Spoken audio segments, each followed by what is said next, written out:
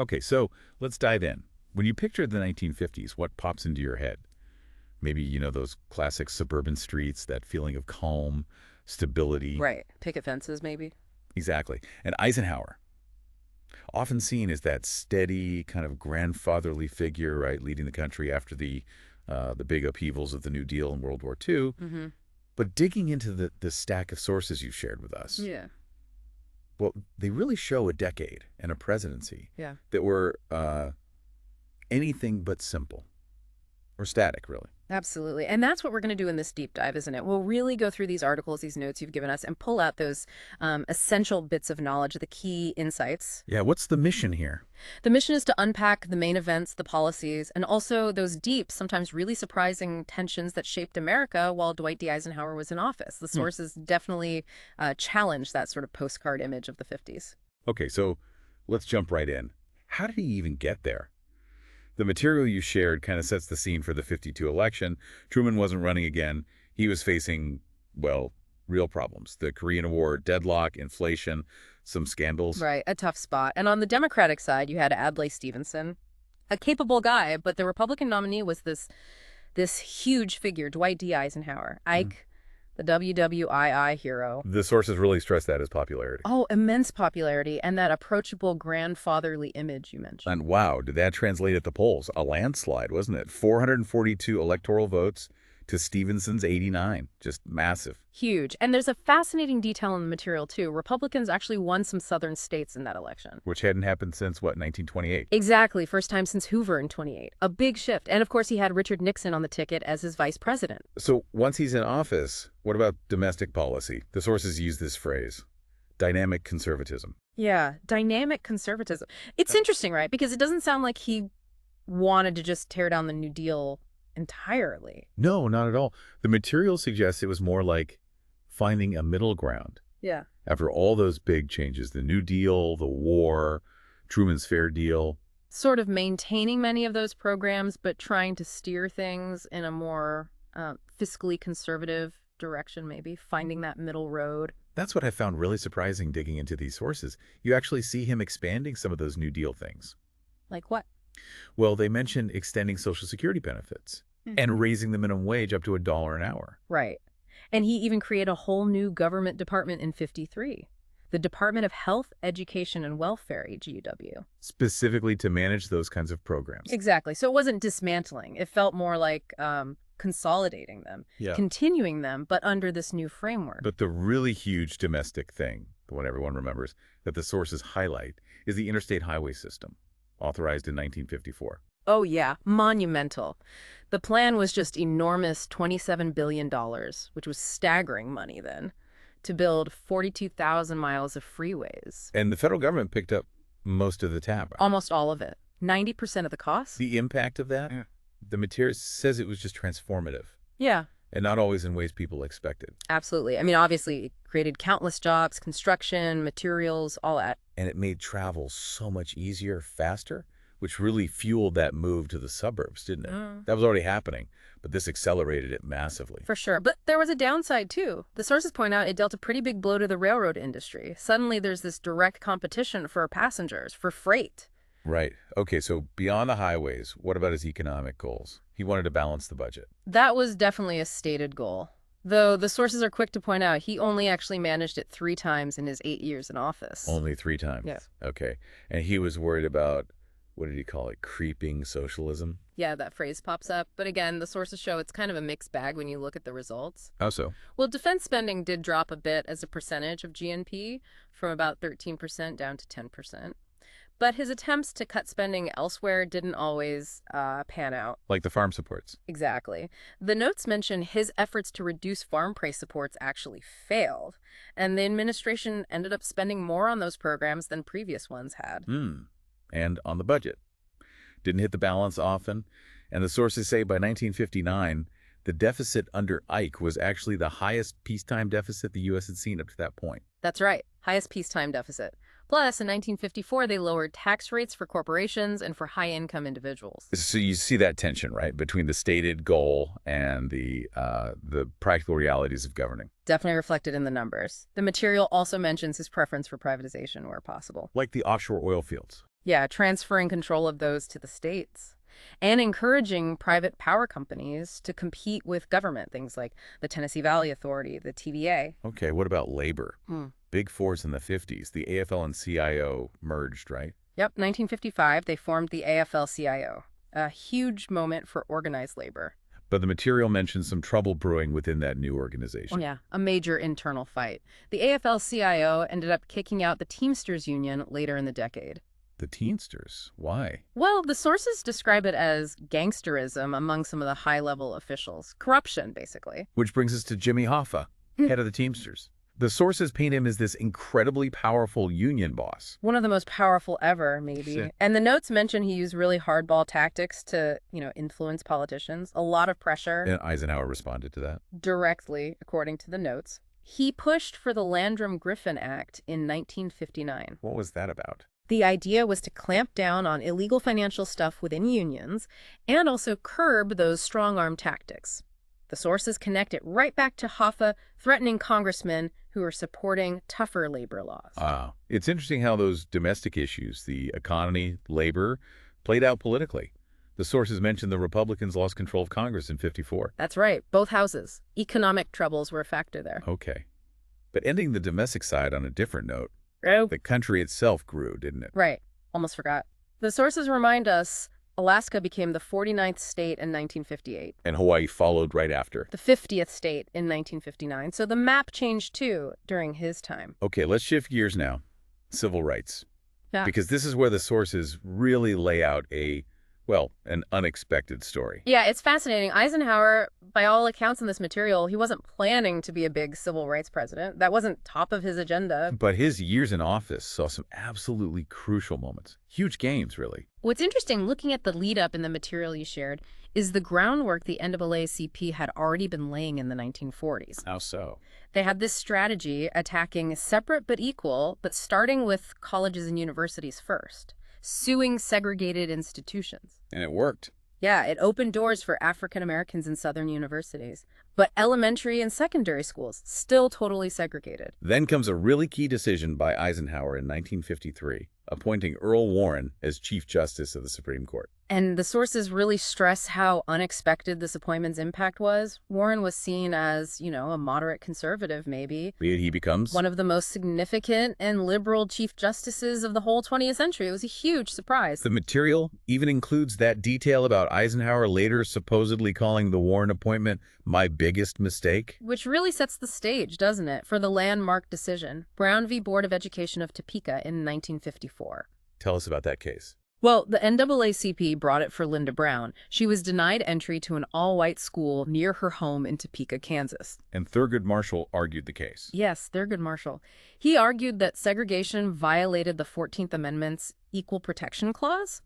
I made this compelling case that separate could not be equal because it automatically meant black students weren't getting an equal educational opportunity. And Chief Justice Warren, he played a big role. Crucial role behind the scenes, according to the sources, persuading the other justices to get a unanimous decision. And the ruling yourself. Powerful, unanimous, the material quotes it. Separate educational facilities are inherently unequal. Just flat out overturned Plessy v. Ferguson, the old separate but equal doctrine from 1896. And then a year later, they issued the order to integrate. With all deliberate speed. That was the phrase. All deliberate speed. Which sounds open to interpretation. Exactly. And the response in the South, as the sources make incredibly clear, was anything but speedy. It was intense resistance. How did Southern officials react? They saw it as a direct attack on state authority, on their way of life. And the material notes, Eisenhower himself wasn't comfortable with the federal government forcing integration. He felt it shouldn't be forced. Which reflected a lot of white sentiment in the South. Oh, overwhelmingly. The sources cite a figure 80% of Southern whites opposed the Brown decision. And that resistance became very powerful, very organized. Absolutely. You had white students refusing to go to integrated schools, sometimes with parental backing. The Ku Klux Klan saw a resurgence, and the sources describe this version as much more violent than the Klan of the 1920s. And the state governments themselves pushed back. Massively. It became known as massive resistance. State legislatures passed hundreds of laws specifically designed to block integration. Like in Virginia. Yeah, Virginia in 1956 cut off state funding entirely to any school that desegregated, just shut off the money. The result. Did integration happen quickly? Not at all. The statistic shared in the sources is stark. By 1962, 8 years after Brown, only half of 1%, 0.5% of non-white students in the South were actually attending integrated schools. 0.5%. Wow. That deep resistance. It led to a major crisis, didn't it, in Little Rock, Arkansas? Yes, the crisis in Little Rock in 1957. The governor, Orville Faubus, used the Arkansas National Guard to physically block 9 black students, the Little Rock Nine, from entering Central High School. He used the state military to defy a federal court order. Essentially, yes. Then a federal court ordered him to remove the guard. And when he did, Riots broke out, violent mobs outside the school. It forced Eisenhower's hand. he had to intervene. He did. The sources say he was reluctant, didn't really want to, but he ultimately ordered 1,000 federal troops from the 101st Airborne Division into Little Rock. Federal troops. Yes. And he federalized the Arkansas National Guard, taking them out of Faubus's control, all to protect those 9 students and enforce the court's desegregation order. That's a huge step. It was massive. The first time since Reconstruction that a U.S. president had sent federal troops into the South, specifically to uphold the Constitution against state resistance. What happened in Little Rock right after that? Was it smooth sailing? Not at all. It was incredibly difficult. The Little Rock public high schools actually closed entirely the next school year. Closed. Shut down. White students mostly went to private schools or schools outside the district. Most of the black students, including the Little Rock Nine, had no school to attend at all that year. Integration didn't really begin until 1959, after another court ruling forced the schools to reopen. So alongside these legal battles and the state resistance, there was another whole stream of the movement developing, right? Right. More direct action. Exactly. And a key example is the Montgomery bus boycott. Lasted over a year, 1955 into 56. Kicked off by Rosa Parks. Right. Her arrest in December 1955 for refusing to give up her bus seat was the catalyst. An immediate call went out for a boycott. And it was effective. Incredibly effective. The material notes that African Americans made up something like 80% of the bus ridership in Montgomery. Their refusal to ride hit the bus company hard financially. And this is where we really see Martin Luther King Jr. emerge. Yes. Reverend Martin Luther King Jr., who was the minister at Dexter Avenue Baptist Church in Montgomery then, he became the central leader, the voice, not just of the boycott, but really of the whole burgeoning civil rights movement. And it lasted a long time, almost 400 days. Nearly 400 days. And it faced huge challenges. King's own house was bombed. He and dozens of other boycott leaders were arrested, fined for conspiracy under some old anti-labor law. But they persisted. They held firm.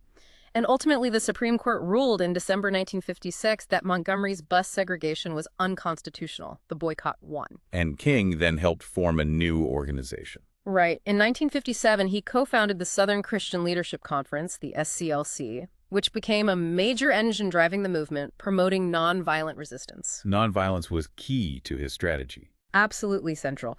The sources emphasize King's philosophy of nonviolence, deeply inspired by Gandhi, also by Henry David Thoreau's ideas on civil disobedience. And connected to his faith. Very much so. Rooted in Christian teachings, especially that idea of loving one's enemy, even in the face of violence and hatred. And this strategy evolved, right? New tactics emerged, like sit-ins. Yeah, sit-ins became this new, really effective tactic. The sources point to the famous one kicking off in February 1960 in Greensboro, North Carolina. What happened there? 4 black college freshmen sat down at a segregated Woolworth's lunch counter. They were refused service, but they just stayed there, quietly, nonviolently. And that simple act, it spread. It sparked a huge wave. Similar sit-ins started happening all over the South, targeting national chains with segregated counters. And the sources mentioned variations, too. Yeah, kneel-ins at segregated churches, read-ins at libraries, wait-ins at segregated beaches, even sleep-ins in motel lobbies, applying the same nonviolent pressure in different segregated spaces. The power was in the nonviolence, wasn't it? Even when faced with hostility. Exactly. The sources note how the students' commitment to nonviolence often provoked really hostile, sometimes violent reactions from segregationists, which in turn drew national attention and sympathy. And the students organized themselves. They did. The SCLC helped form the Student Nonviolent Coordinating Committee, SNCC, usually pronounced SNCC, specifically to coordinate this wave of student activism. And their motto. Jail, not bail. It really emphasized their commitment. They were willing to be arrested and fill the jails rather than pay bail, which would tie up the system and show their dedication. So even with that fierce, massive resistance from states, it couldn't hold forever. No. The material notes that it eventually started to crumble as federal and state courts began striking down those state segregation laws, like Virginia's, by around 1959. The legal tide was turning alongside the direct action. Okay, a huge shift domestically. Let's move from the home front to the global scene now. Because the Cold War, that was really the defining feature of international relations during Eisenhower's time. Absolutely dominated everything. And his foreign policy was heavily shaped by his Secretary of State, John Foster Dulles. And their big idea was massive retaliation. Right. Massive retaliation. The sources break it down into sort of two main parts. What were they? One was about encouraging liberation for people in Eastern Europe, those countries under Soviet control, mostly through political pressure, propaganda, Voice of America, Radio Free Europe broadcasts, urging people to resist, maybe even revolt. Okay, encouraging liberation. And the other part? That was the core threat. Responding to any Soviet or Chinese aggression, not necessarily just where it happened, but potentially with a direct nuclear attack on the USSR or China itself. Whoa, that sounds risky. Extremely. It led to the strategy called brinksmanship, which the material describes as the art of pushing a confrontation right to the very edge, the brink of war, without actually tipping over. You make the other side back down because they fear annihilation. And Dulles. He wasn't a fan of just containing communism. No, the sources say he flat out rejected containment. Yeah. He saw communism as fundamentally immoral. He believed U.S. policies should aim to destroy it, not just hold it back. Which obviously fueled the arms race. Massively. A huge focus on building bigger, better nuclear arsenals, developing the capability for a potential preemptive strike, hitting the enemy first so hard they couldn't retaliate. Now, what's interesting in the sources is the dynamic between Eisenhower and Dulles. Yeah, it suggests Eisenhower could sometimes appear a bit more moderate, maybe more cautious in practice. While Dulles' very aggressive public stance served a purpose. Right. It acted as a kind of deterrent, maybe, and perhaps it shielded Eisenhower from some of the hardline criticism from within his own party. Dulles took the heat sometimes. The sources also talk about a shift in military strategy itself, the New Look military. Yeah, the New Look. The basic idea was to try and reduce overall military costs. How? By shrinking the size of the conventional Army and Navy. But investing heavily elsewhere. Exactly. Building up a really powerful Air Force, with fleets of long-range super bombers, B-52s carrying nuclear weapons. The thinking was more bang for the buck. Nuclear power was seen as cheaper in the long run than massive conventional forces. So the material points out a paradox there. Definitely a paradox. On the one hand, yes, you have this immense destructive power, but it's almost too much power.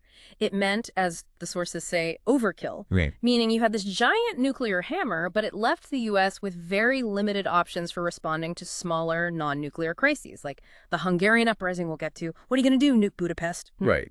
And did it actually save money? Well, that was the goal, but the sources note that military costs actually soared anyway, because all that advanced nuclear hardware, the bombers, the missiles, the technology, it was incredibly expensive. Which leads us right to something really profound he said later, his farewell address in 1961. Yes, a really remarkable speech. The sources highlight his powerful warning about the growth of what he called the military-industrial complex. What did he mean by that? He was talking about this huge interconnected network that had grown up during and after World War II. The military establishment itself intertwined with a massive arms industry, all dependent on defense spending, all influencing policy. And his concern was? His concern, noted in the sources, was the sheer power this complex had gained. A lot of it concentrated, he felt, within the National Security Council, and the potential for that power to actually endanger American democracy itself. And significantly, the material points out, he admitted his own policies had helped it grow. He did. He acknowledged his administration had nurtured the very thing he was now warning against. The sources give us that key quote. Yeah, read that. He said, "In the councils of government, we must guard against the acquisition of unwarranted influence by the military-industrial complex.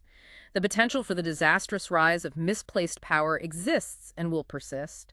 We must never let the weight of this combination endanger our liberties or democratic processes. Wow, a stunning warning, especially coming from a five-star general, a career military man. Truly remarkable. Okay. So beyond the big strategy, Eisenhower's years were packed with specific global hotspots and challenges. Vietnam is a major one. Yeah. The roots go back, right? Way back. Ho Chi Minh leading the nationalist fight against French colonial rule after World War II. And the U.S. was involved even then. Yes, the U.S. was giving significant aid to the French to help them fight Ho Chi Minh's Viet Minh, who were seen as communist-led, but the French were losing badly. Culminating in Dien Bien Phu in 1954. Right, the big French defeat. The sources mention Secretary Dulles actually wanted the U.S. to intervene with bombers, maybe even tactical nuclear weapons, to save the French garrison there. But Eisenhower said no. Eisenhower refused. Primarily, the material suggests, because the British wouldn't support it. He didn't want the U.S. going in alone. So after the French defeat, there was the Geneva Conference. Right, which led to Vietnam being temporarily divided at the 17th parallel. Ho Chi Minh agreed to this, the sources say, based on a promise of nationwide elections within 2 years to unify the country. But those elections never happened. No. The pro-Western government in South Vietnam, led by Ngo Dinh Diem in Saigon, refused to hold them. They feared Ho Chi Minh would easily win. And the result of that? Well, the sources explain it led to rising communist guerrilla activity in the south of Viet Cong and continued support for North Vietnam from China and the Soviets. So in response, Delays sets up SEATO. Yes, the Southeast Asia Treaty Organization. The idea was to create a sort of NATO for Southeast Asia, a collective security pact to prop up Diem's regime and prevent communist expansion. Did it work like NATO? Did lots of countries join? Not really. The plan included Britain and France, but the sources note that in the end, only the Philippines, Thailand, and Pakistan actually signed on with the Western powers in September 1954. Not a strong regional showing. But through SEATO, the U.S. pledged support. Yes, pledged to prevent communist expansion in Asia, and started sending military advisors to train the South Vietnamese army. And this is where the domino theory comes in. Exactly. The sources explicitly introduce it here, this idea that if Vietnam fell to communism, then Laos, Cambodia, Thailand, all the neighboring countries would quickly follow, like a row of dominoes. And that theory, the material says, was really the justification that pulled the U.S. deeper and deeper into Vietnam, leading eventually to the full-scale war in the 1960s. It was the core rationale. Meanwhile, back in Europe, the Cold War map was changing too. West Germany joined NATO. Yep, in 1955, which prompted an immediate response from the Soviets. Warsaw Pact. Signed that same year. A military alliance of the USSR and its Eastern European satellite states, basically a counterweight to NATO. Yet, the sources also mention a period where tensions actually seemed to ease up a bit. After Stalin died. Right, Stalin died in '53. After a power struggle, Nikita Khrushchev emerged as the new Soviet leader around 1955. And Khrushchev was different from Stalin. Very different in style and rhetoric, at least initially. He publicly denounced Stalin's crimes, his brutality. He talked about improving living conditions inside the USSR. And he pushed this idea of peaceful coexistence. Yes. His strategy, as the sources describe it, wasn't necessarily seeking military confrontation with the West. It was more about competing economically. Proving communism was superior by making life better for Soviet citizens and by impressing developing nations. That's where that famous quote comes from. We will bury you. Exactly. He meant economically, not militarily. At least that was the claim. He saw war as unnecessary. The competition would be peaceful. And this thaw, it led to some actual positive steps. A few, yeah. The USSR agreed to pull out of Austria in 1955, letting it become independent and neutral. Eisenhower also made some moves to try and relax tensions. Like the Geneva Summit. Right, July 1955. The leaders of the US, USSR, Britain, and France met. They discussed European security, disarmament. Any big breakthroughs? Not really, no concrete agreements. The Soviets still wouldn't agree to German reunification on Western terms, but the leaders did agree that nuclear disarmament was necessary. It's led to A voluntary suspension of atmospheric nuclear weapons testing by both sides, starting in October 1958. A hopeful sign, maybe. But things soured again pretty quickly, didn't they? Especially in Eastern Europe. Very quickly. Khrushchev's denunciation of Stalin, his talk of coexistence. It gave people in Eastern Europe hope for more freedom. Which led to uprisings. Yes, most dramatically in Hungary in 1956, the Hungarian Uprising. What happened there? Hungarian nationalists rose up, demanding democracy, demanding independence from Moscow. They might have even taken some of that U.S. liberation rhetoric seriously. And the Soviet response. Brutal. Soviet tanks rolled into Budapest and just crushed the uprising. Thousands were killed. And the U.S., did we intervene? Did we help the Hungarians? No. The sources are very clear on this. Eisenhower did not intervene militarily. He absolutely did not want to risk starting World War III over Hungary. So the world just watched. Pretty much. Watched in horror as Budapest became, as the sources put it, a slaughterhouse. And this event really showed the limits of Dulles' talk. Absolutely. It starkly demonstrated that the liberation rhetoric was mostly just talk, and it showed the problem with the new look military. The U.S. didn't have good options for responding to something like this short of nuclear war. It also confirmed Eisenhower was maybe more cautious than Dulles sounded? In a real crisis, yes. It showed Ike was ultimately more moderate, more restrained than some of the rhetoric suggested. Then came another shock. 1957, Sputnik. Huge shock. The Soviets launched the first artificial satellite into orbit, a little beeping sphere called Sputnik. And Americans freaked out. Completely. Yeah. Stunned, concerned, maybe even terrified. The fear wasn't just the satellite itself, it was the implication. That the Soviets had rockets powerful enough. Exactly. Rockets powerful enough to launch a satellite meant rockets powerful enough, potentially, to launch nuclear missiles that could reach the United States.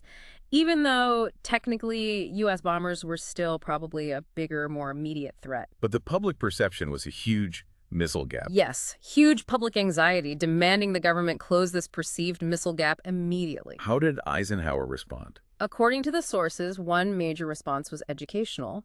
The National Defense Education Act, NDEA. What did that do? It pumped a lot of federal money into schools and universities to beef up education in math, science, and foreign languages, get more Americans into technical fields. And directed scientists towards Weapons research. The sources say the NDEA led to about a third of university scientists and engineers going into full-time weapons development. Did the U.S. catch up in space?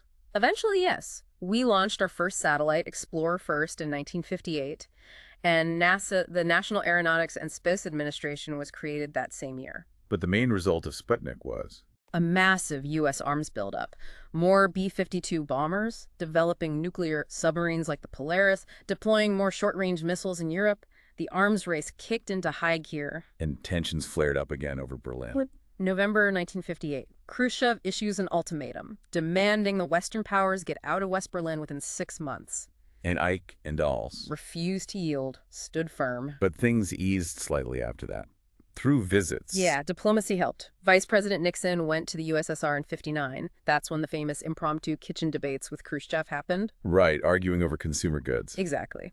Then Khrushchev himself visited the U.S. in September '59. Camp David talks with Ike. They agreed to hold a proper summit meeting in Paris the next year, and Khrushchev basically put the Berlin ultimatum on hold indefinitely. Things looked a bit better. But then, disaster. Just before that Paris summit. The U-2 incident, May 1st, 1960. What was the U-2? A top-secret, high-altitude American spy plane. One of them was shot down flying deep inside Soviet territory. And the pilot. Francis Gary Powers. Captured alive. Huge embarrassment for the U.S. This was just 10 days before the summit. Terrible timing. Eisenhower initially tried to deny it was a spy flight, but the Soviets had the wreckage, they had the pilot. Ike eventually had to admit he'd authorized the flights for national security. What happened at the summit? Well, Ike suspended future U-2 flights. But Khrushchev demanded a formal apology at the Paris meeting. Eisenhower refused. So Khrushchev. Walked out, canceled the summit, and relations just plummeted. The sources describe it as the worst U.S.-Soviet relations had been since Stalin died. A really sour end to that brief thaw. Okay, so beyond the huge U.S.-Soviet struggle, Eisenhower was juggling other complex foreign policy issues all over the globe. The Middle East, for example, Iran in '53. Right. A really significant event, the sources detail. The CIA helped engineer a coup there. To do what? To overthrow the elected prime minister, Mohammad Mossadegh. He was a nationalist, wanted to nationalize Iran's oil industry, which was largely controlled by British and American companies. That was seen as a threat. So the coup put someone else in power. It restored the Shah, Mohammad Reza Pahlavi, to absolute power. He became a key U.S. ally, but also a dictator. And the material draws a line from that coup. Yes, a really striking connection made in the notes, suggesting that the resentment from that 1953 coup, the overthrow of Mossadegh, was a direct factor contributing to the 1979 Iranian Revolution that overthrew the Shah, and even the hostage crisis that followed, seen by some Iranians as a kind of delayed payback for 53. Wow, okay, then there was the Suez Crisis in 1956, Egypt. Yeah, Gamal Abdel Nasser came to power in Egypt, strong Arab nationalist, also very opposed to Israel. He wanted to build the huge Aswan Dam on the Nile, needed funding. Did the U.S. offer help? Initially, yes, the US and Britain offered aid, but then they withdrew the offer. Why? Because Nasser seemed to be getting friendly with the Soviet Union, buying arms from Czechoslovakia, and he recognized communist China. That spooked Washington and London. So Nasser's response. Dramatic. He seized the Suez Canal, which was owned and operated by a British and French company, and nationalized it. Took control. Which led to? France, Britain, and Israel coordinating a secret attack on Egypt in October 1956 to seize the canal back. It blew up into a major international crisis. Threatened to pull the US and USSR in. What did Eisenhower do? This involved his key NATO allies. This is really noteworthy. According to the sources, Eisenhower was furious he hadn't been consulted. He chose to uphold the UN Charter principle against aggression. He went to the UN and denounced the attack, siding against his allies, Britain, France, and Israel. That must have caused a rift. Huge rift. He put immense pressure on them to withdraw. The Soviets were also threatening to send troops to help Egypt, so Britain, France, and Israel backed down. A UN peacekeeping force went in. And the result? Nasser kept control of the canal, big boost for him in the Arab world. But Britain and France were left feeling deeply betrayed and angered by the U.S. lack of support. Damaged the alliances for a while. And this crisis led to the Eisenhower Doctrine. Directly. He went to Congress and got authorization, the Eisenhower Doctrine, empowering the president to give economic and military aid to any Middle Eastern nation that felt threatened by a communist-controlled country. Basically trying to counter Soviet influence after Suez. And the sources mention an example of that being used. Yeah, in 1958, U.S. Marines were briefly sent into Lebanon during a government change there under the Eisenhower Doctrine, ostensibly to promote stability and prevent communist influence. Okay, moving over to Asia again, China. There was a flare-up over some small islands. Guamoy and Matsu, yeah. Tiny islands right off the coast of mainland China, but controlled by Jiang Jishi's nationalists on Taiwan. He'd stationed a lot of his troops there. And the communists started shelling them in '55. They did. Looked like they might try to invade. Eisenhower got congressional approval to potentially use U.S. forces to defend Taiwan and related territories.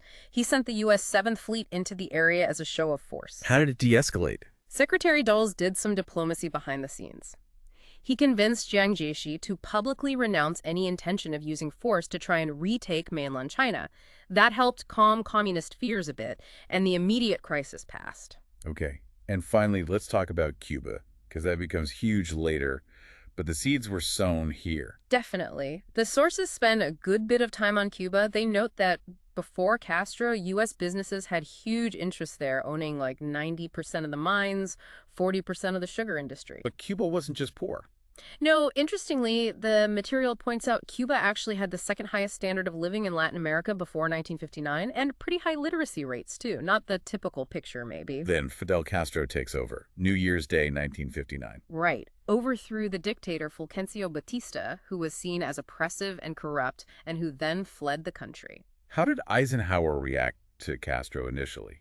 Cautiously. Maybe suspiciously. The sources say Ike refused to meet Castro during an early visit Castro made to the U.S. Wasn't sure if he was a communist or just a nationalist. But relations went downhill fast. Very fast. Especially after Castro started confiscating American-owned property and businesses without compensation. And the Soviets saw an opportunity. Seems so. The sources indicate Khrushchev decided to offer Cuba economic aid in September 1959, which, given the deteriorating relations with the U.S., pushed Castro further towards seeking an alliance with the USSR. And the U.S. started working against Castro. Yes. Plotting began. Things escalated dramatically in July 1960. Khrushchev publicly declared he'd protect Cuba with Soviet rockets extending the nuclear umbrella. He declared the Monroe Doctrine was dead and threatened missile strikes on the U.S. if it attacked Cuba. Wow. That's a direct threat. Huge escalation. And the sources even include this detail that the CIA actually started talks with the mafia in September 1960 about arranging a hit, an assassination, on Castro. Really? The mafia? That's what the material indicates. Shows how desperate things were getting. And then the U.S. broke relations. officially broke diplomatic ties in January 1961, right at the end of Eisenhower's term. Castro was also openly encouraging revolution elsewhere in Latin America by this point. So the U.S. leadership definitely saw him as a major security threat right in their backyard. How did the U.S. respond regionally? Persuaded the Organization of American States, the OAS, to issue a condemnation of communist infiltration in the hemisphere, and Congress approved $500 million in aid for Latin America. Eisenhower proposed it as a kind of Latin American Marshall Plan to try and counter communist influence through economic development. The sources also mention another intervention in Latin America earlier, Guatemala. Right, back in 1954, the U.S. supported the overthrow of Guatemala's elected president, Jacobo Arbenz Guzman. Why? Because he had accepted a shipment of arms from communist Czechoslovakia and had also initiated land reforms that affected the American-owned United Fruit Company. And all this created resentment towards the U.S. It seems like it. As a sign of that rising anti-American sentiment, the sources mention Vice President Nixon's goodwill tour of Latin America in 1958. He faced hostile mobs in Venezuela and Peru, forcing him to actually cancel parts of his trip for safety reasons. So, okay, we've covered a ton of ground. Looking back at the Eisenhower years, drawing from all this material you provided, what are the main takeaways? How do the sources evaluate his presidency overall? Well, several key points emerge. First, undeniably, America was incredibly prosperous during most of the 1950s, a time of real economic boom for many. And Eisenhower himself is a leader, especially later on. The sources suggest that despite being a lame duck in his second term, due to the 22nd Amendment limiting presidents to 2 terms, he actually showed increasingly skilled leadership. He knew how to work the system. And his use of the veto. Really effective. The material highlights he used the veto 169 times, and Congress only managed to override him twice. That's pretty remarkable, especially since the Democrats controlled Congress for 6 of his 8 years. Shows political skill. And the big public works projects left a visible legacy. Huge legacy. The St. Lawrence Seaway, opening up the Great Lakes to ocean shipping, and of course the interstate highway system we talked about fundamentally reshaped the country's landscape and economy. But the sources also point to failings, right? Right. What's seen as the biggest one? Probably his stance on civil rights. The material describes it as relatively anemic, particularly his response, or lack thereof sometimes, to that intense, massive resistance in the South after the Brown decision. He seemed reluctant to push hard. Yet, interestingly, for a career general. Right. Despite his entire background being in the military, the sources stress that he deliberately exercised restraint in military affairs on several really key occasions. Like Vietnam in '54 and Hungary in '56, he didn't intervene forcefully. Exactly. He resisted calls for military action in situations where some advisors were pushing for it, showed a cautious side. And maybe the most surprising evaluation for a Republican president following FDR and Truman. Yeah, the sources argue that, in many ways, his actions didn't dismantle the New Deal or Fair Deal. Instead, they actually helped to further embed those programs and principles deeper into American life, making them more accepted, more permanent. Wow. Okay. So this deep dive into your sources, it's really covered the whole spectrum, hasn't it? From highways and social programs, changing America at home. Right, to the incredibly complex and difficult struggle for civil rights. And then all those high-stakes moves of the Cold War, brinksmanship, the arms race, and these really challenging foreign entanglements all over the world. The material definitely shows that Eisenhower's presidency and the 1950s overall were this period of really profound transformation. Lots of unexpected developments, both here at home and internationally. And you can absolutely see, looking through this lens, the origins, or at least the significant growth, of so many issues that are still shaping the U.S. today. The seeds were definitely planted or grew a lot in this decade. No doubt. Think about the lasting impact of the interstate system, how we live, work, travel, the ongoing struggle for civil rights, building directly on the foundations laid and the resistance faced in the 50s. The long shadow of those Cold War interventions in places like Iran, Guatemala, Vietnam. Absolutely. And the enduring power and the questions surrounding that military-industrial complex that Eisenhower himself warned us about. So, based purely on the source material we've looked at today, here's something that really stands out, something to maybe leave you thinking about. Go on. How do we square this? You have a president, a career 5-star general, who, as the sources show, exercised surprising restraint in several major foreign policy crises. Right. Resisted going all in militarily sometimes. Yet at the same time, his administration oversaw this enormous growth of the very military-industrial complex that he, at the very end, warned the nation about so forcefully. That's a powerful tension, isn't it? Highlighted right there in the material. What does that apparent contradiction tell us about the immense pressures of the presidency during the Cold War, about the momentum of institutions, about that whole complex era? A lot to chew on there, for sure. Definitely. Well, thanks for bringing all this material to us for this deep dive. Really fascinating stuff.